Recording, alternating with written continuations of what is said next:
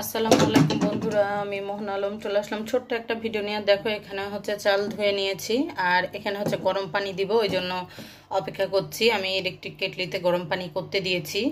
আর গরম পানি করার আরও একটা কারণ আছে, এই যে আজকে রান্না হবে কি কি বলে দিই। মসুরের ডালটা আমি সিদ্ধ করেছি, শুধু ডাল সিদ্ধ করেছি। আর দেখো প্রেশার কুকারের কি অবস্থা, ডাল সিদ্ধ করলে প্রেশার কুকারের চতুর্দিক দিয়ে একদম মেখে যায়।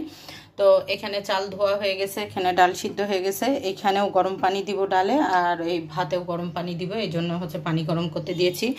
আর রান্না হবে হচ্ছে বেগুন দিয়ে বড়ি। তো এখানে বেগুন কেটে পানিতে ভিজিয়ে রেখেছি, আর সেই সাথে 3টা পেঁয়াজ কেটে নিয়েছি, কেটে নিইনি, ছিলে নিয়েছি, এটা কাটবো। আর এখানে ডালের পেঁয়াজ রসুন মরিচ ফোড়নের জন্য রেডি করেছি। তা আজকে দুপুরের মেনু হচ্ছে ভাত, পাতলা মশলা দিয়ে মসুরের ডাল, আর সেই সাথে হবে বেগুন বড়ি। আর আজকের মেনুটা কিন্তু ছেলেই ঠিক করেছে, ছেলে খাবে এটা। ও বললো যে মা আজকে বেগুন বড়ি রান্না করবা আর মসুরের ডাল রান্না করবা। তো এখানে কড়াইটাও ধুয়ে রেডি করেছি, এখন গরম পানিটা হলো তখন রান্নাটা শুরু করব। তো চলো দেখতে থাকো আমার আজকের ছোট্ট ব্লগ। দুপুরের মেনু কি কি রান্না করছি বলেই তো দিলাম, রান্নাটা একটু শেয়ার করব তোমাদের সাথে, চলো দেখতে থাকো। আমি ডাল তেলে ফেলার জন্য পেঁয়াজ মরিচ ফোড়ন দিলাম, দিয়ে এখন এটা ভাজছি। এর মধ্যে লবণ দিয়েছি, আর এটা একটু ভাজা ভাজা হলে হলুদ দিব। আর এখানে কিন্তু এই যে গরম পানি দেওয়ার এটাই সুবিধা, চট করে ভাত ফুটতে শুরু করেছে। আর খুব অল্প তাপে হচ্ছে ভাত রান্না করছি, বেশি তাপ লাগে না আর হতেও সময় লাগে না। আর এখানে হচ্ছে অলরেডি ডালে আমি পানি দিয়ে দিয়েছি। আর যেহেতু গরম পানি করছি, সেখানে একটু 1 কাপ লাল চা হবে না তা কি হয়। তো এখানে এই যে ভিজা চা, আমার মগের মধ্যে কিন্তু চা পাত্তি আছে, এই চাটা খেতে আমার ভালো লাগে। তো ভাবলাম যে রান্না করতে করতে একটু চা খাই। তো চলো দেখতে থাকো। আর এখানে এখন যেহেতু এটা একটু ভাজা ভাজা হয়ে আসছে, এখন এখানে হলুদ দিয়ে ভাজবো, ভেজে ডালটা ঢেলে দিব। এখানে ডাল কিন্তু হয়ে গেছে, আর দেখতেই পাচ্ছ একদম গড়গুড়ো করে ফুটে গেছে, লবণ টবণও সব ঠিকঠাক আছে। এখন এটা নামিয়ে নিব, নিয়ে এই কড়াইটাই ধুয়েই আমি হচ্ছে বেগুন বড়িটা রান্না করব। আর এই যে ভাত টুকটুক করে চলছে, ভাতও হয়ে আসবে, বেশিক্ষণ লাগবে না। চলো দেখতে থাকো।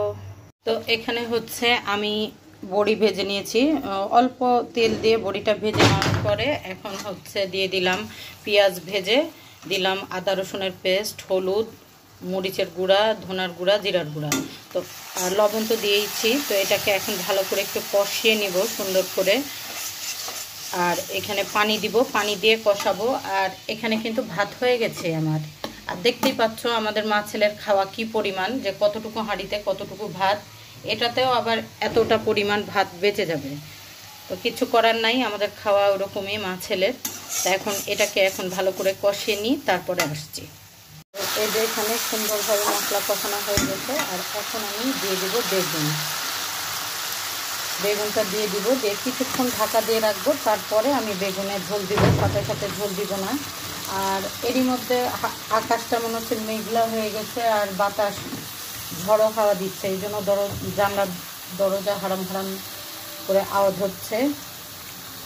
তো এটা হচ্ছে এখন ঢেকে দেবো আমি। এই যে রান্না করতে করতে তোমাদের বাইরের আবহাওয়াটা একটু দেখাতে নিয়ে আসলাম। আর এই যে হাওয়া দিচ্ছে।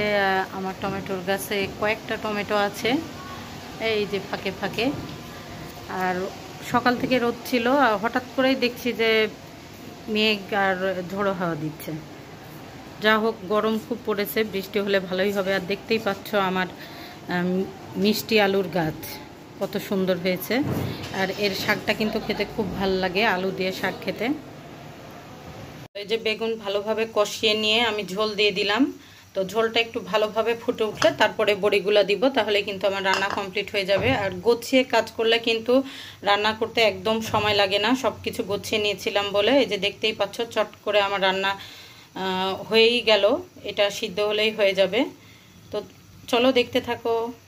তো বন্ধুরা, এই যে আমার বেগুন বড়ি কিন্তু রান্না কমপ্লিট। এই যে বেগুনও সিদ্ধ হয়ে গেছে, দেখতেই পাচ্ছ বেগুন সিদ্ধ হয়ে গেছে, বড়িও সিদ্ধ হয়ে গেছে। আর এই পরিমাণ ঝোল রাখাই লাগবে, কারণ না রাখলে বড়িতে টেনে যাবে, একদম শুকিয়ে যাবে তরকারিটা। তো আমার এই ছোট্ট ভিডিওটা ভালো লাগলে প্লিজ তোমরা লাইক কমেন্ট শেয়ার করবে, পাশে থাকবে আর দেখতে থাকবে আমার এই ছোট ছোট ভিডিওগুলো। আল্লাহ হাফেজ, আসসালামু আলাইকুম সবাইকে।